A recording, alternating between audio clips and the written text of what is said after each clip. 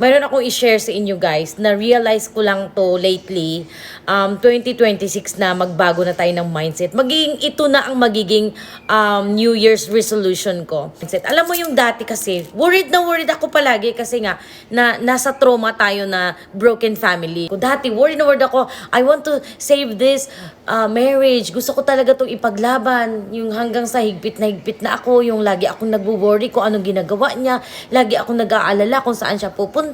Promise guys, natawa ko. It's like, parang, oh my God, you're just wasting your time.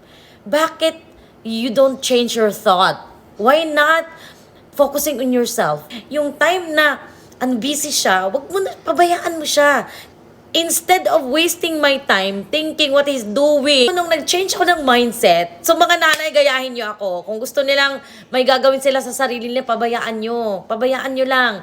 Tapos, gawin mo rin yun sa sarili mo. Huwag kang magmakaawa ng atensyon, huwag kang magmakaawa ng oras, huwag kang mag-isip ng anong ginagawa nila. Nakakapagod yun. Ang gagawin mo is how to develop yourself, mag-gym ka ba, mag-exercise ka ba. Ganun na ang mindset ko, mabago na tayo 2026 na. Wag na tayong worry ng worry, bahala na sila, no? Bahala na. Magpapaganda na lang